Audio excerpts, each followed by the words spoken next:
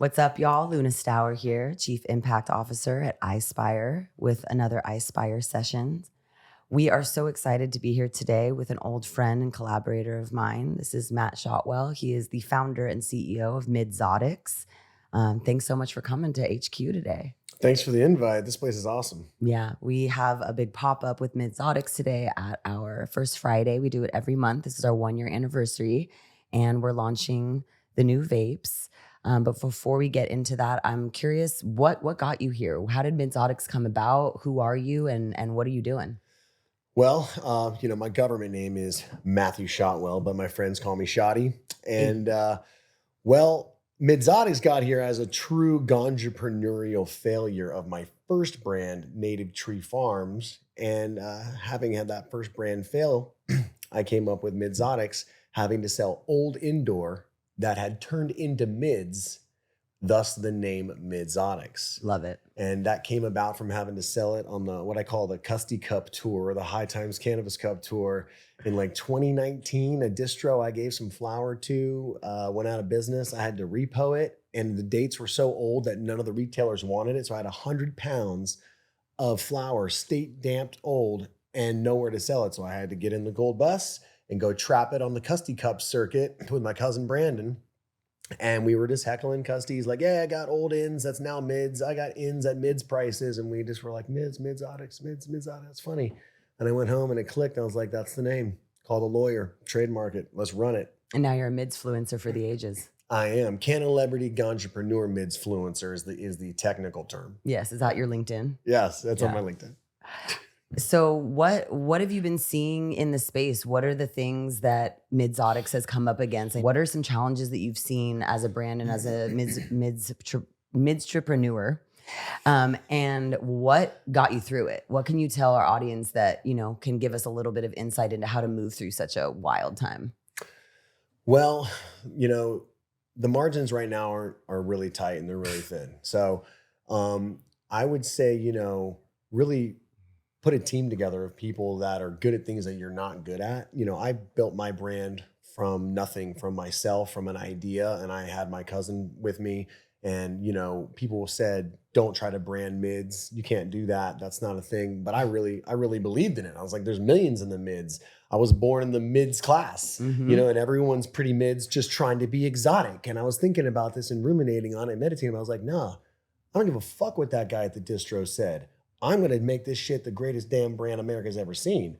And so you really have to be obsessed with what you're doing if you really want it to be successful. It's not like the times when anybody could just make money in weed and you could just start a brand, people would buy it. Those days are over.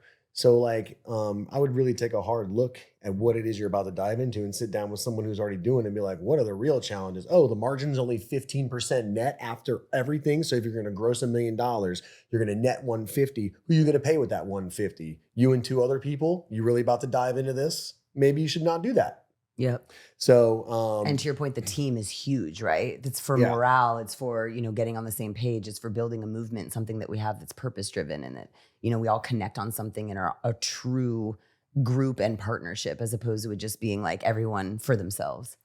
Yeah. And when we started Midzotics, we did it ourselves and we're in the dispensaries, and I come from the retail world too. So we did our own distro. We worked out of the Space Monkey distro in Sacramento, me and my cousin Brandon. And I had my own sprinter. He did the metric in the back. I drove in the front. We picked the order, sourced it, put the stickers on it, drove it to the dispensary, did the last mile, got the money. So we learned the entire process intimately. And that was so important for us to be successful and navigate it rather than build a brand and then put it in the hands of a sales team from the jump and then trust that the sales team would do their job. And I learned that lesson, which is why I had to go repo a whole bunch of weed from the distro on my last brand and why it failed. So I was like, no, I will never give my brand to a sales team that is going to not do their job again. So for 4 years, Brandon and I did it ourselves. If you want it done it right, do it yourself or else it gets neglected. And I had been proposed by several people to like, hey, we'd like to do it for you. He's like, no. I'm going to hold those accounts myself. I'm going to build those relationships myself. I'm going to be in the dispensary talking to the people behind the counter. Those are our like de facto new sales reps. Absolutely. Build relationships with them. Then it got to a point where we couldn't do it ourselves anymore. We had 50 stores and we did 6 in a day, and I was wiped. I was in Sacramento. I did 6 stores in a day. We missed the 7th one because we missed the cutoff. And I was like, we got to give this over to a distro. So then we did, and we grew from there. And then now we have added a dope sales team that believed in us in the beginning.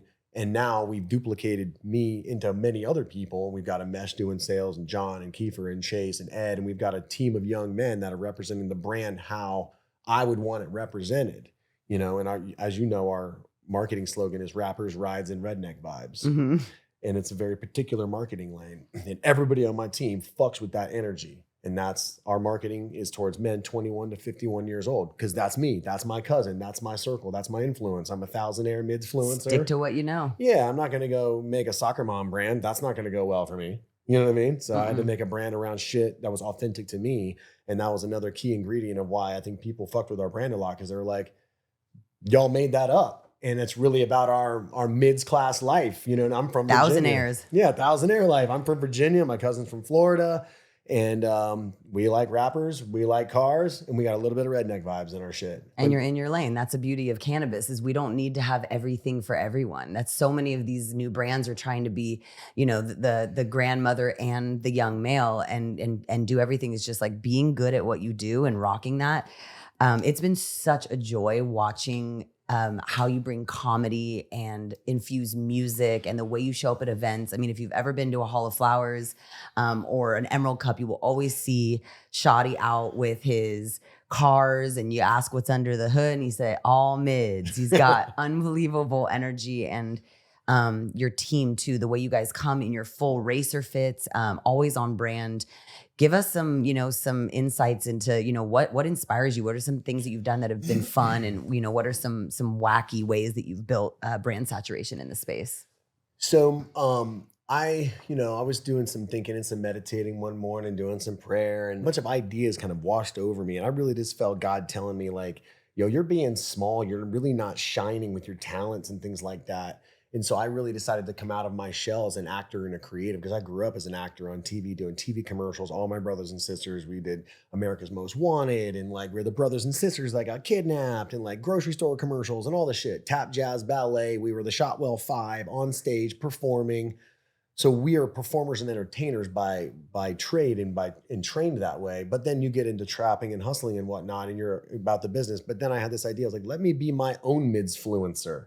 Let me be the face of the brand myself, because who's going to do it better than me? No one. I trusted other people to do it in my last brand, and that shit the bed. I will never have that experience again. So I decided to just go full on, like obsessively focus on producing the content in a way that only I could do it. No one could do the things that I'm coming up with. So I came up with the idea that I wanted to impersonate my favorite 5 white rappers and go down the line and do a mids personation of every one of them. Marshall Mathers becomes Mids Mathers. Riff Raff becomes Mids Raff. Mids Sheen Gun Kelly next. And we just go down the line. But then I would take it another level and have all my rappers battle each other in their own manufactured weed war rapper beef. And I recreated the battle between Eminem and MGK, Rap God versus Rap Devil. And I rewrote both of their songs, Mids God versus the Mids Devil. And I sent Mids God to World Star. And World Star thought it was hilarious, loved it, posted it. Then I used that and pitched it to Riff Raff management. Here's Mids Raff. Rewrote Tiptoeing in my Jordans to flipping packs in my Jordans. Sent it to Riff Raff. They're like, that's hilariously genius. Let's do something better. Counter proposed with me. Let's make a real rap song, Matt. And thus, out of impersonating my favorite rappers, I became a real rapper with Riff Raff, and now have a song on his label and went on tour with him twice performing my song. So I didn't really see that coming down the pipe for me at 40 years old, becoming a mids rapper. But here I am, and it started off by just lightly trolling the other mids rappers in the space. And I enrolled Stingy into it a little bit, and I got CJ Humboldt to participate, and I just like proposed and posited to the community, who is the greatest mids rapper in cannabis? Who is it? Is it Stingy? I don't know. We'll find out. Let the people decide. Yeah. Is it my boy Young LB? I don't know. I'm like poking at my buddies in the space, and I'm clearly not a rapper, but I was like, let me fuck around one time. So I did. I went to my boy Pocket Studio in Vallejo. He produces for Jordan Jade as well. Recorded all these songs, and thus created my own rapper beef with all my mids rapper characters, talking shit about myself to myself. And the rising tide of marketing lifts all the boats.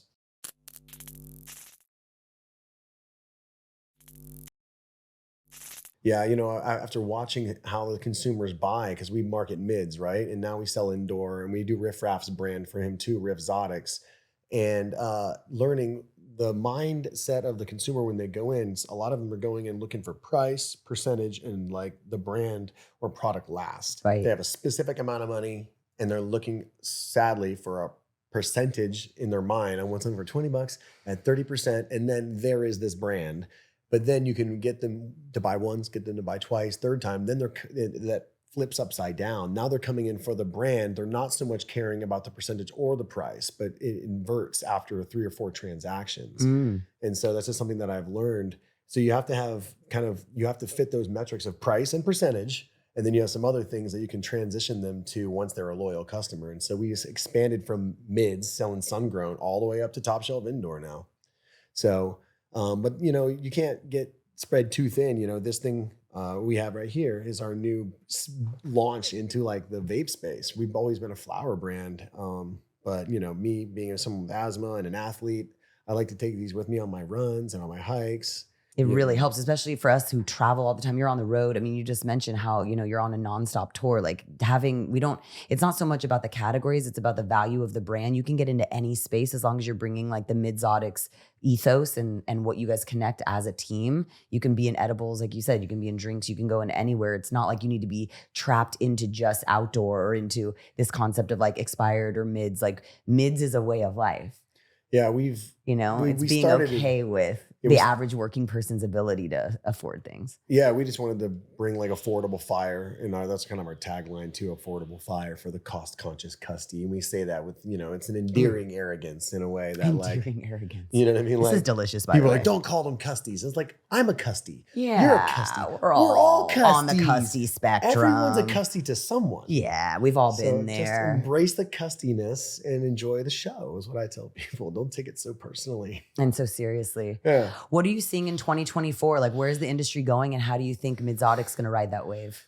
I'm seeing a lot of consolidation and I'm seeing a lot of sadly, a lot of retails getting bought and sold that I think, it is what it is. The consolidation is going to be good as long as you're, tapped into those chains that are consolidating and stuff like that. Right. It's not the consolidation by fact. It's more of how. Yeah. And, in-store engagement with the consumers, it's really, everybody has mids. I've said this in the beginning, everybody has mids. It's the marketing that sets it apart. So when anybody with money and a brand and a distro can just walk in, create a brand, put weed in bags, put it on the stores, hire brand ambassadors, and try to do that with a sales rep team, it's not going to work. You know what I mean? You actually have to have a meaningful, legitimate engagement with people that they're never going to forget.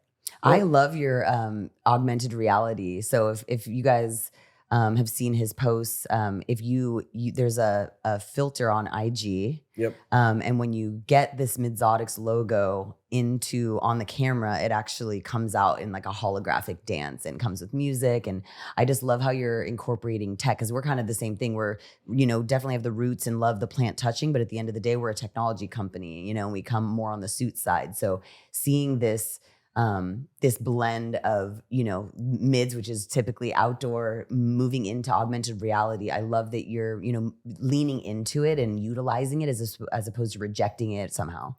I got some more tech for you. Ready for some new shit? Yes. Midzotics has our own GTA server, our own GTA game, role-playing with our own GTA dispensary inside of it, where you can go buy Midzotics weed, sell Midzotics weed, get Midzotics plants, grow them up, go jack somebody else, real trap life in GTA, with the jersey, with the car, everything, our song. It's our whole own role-playing community with Midzotics. We just dropped that. Can't wait to see it. Yeah. Yeah. And where can folks find you if they want to follow your madness? Just at Midzotics. There's a couple of fake ones, but make sure you follow the real one. And then the link in the bio, if you play GTA, you can join the Discord and get the invites. And we have got some neat things in there. Like if you want body armor, you have to smoke weed. You can only smoke weed if you buy weed. Who are you gonna buy weed from? From me when I'm in the game. From Shoddy. And he is at Shotwell Legal Trapping on IG. And yeah, I'm just so grateful to be here with you and see what you've been able to build. You started from the mids, now you're here. Started from the mids, now I'm here. I'm still a thousandaire. You know what I mean? Still live in Vallejo, still live in the trap. Keep it real. We love the Bay. I'm still in the Bay too. I love LA, I love California, but the Bay Area is still one of the most important beating hearts of the cannabis industry worldwide. Yeah, I've always told because I'm originally from the East Coast. I spent my first 21 years in Virginia and DC, and then I moved out to the Bay Area for college when I was 21 at California Maritime Academy, and then I never left. And was a sailor, and then I got into keep hitting this mic here.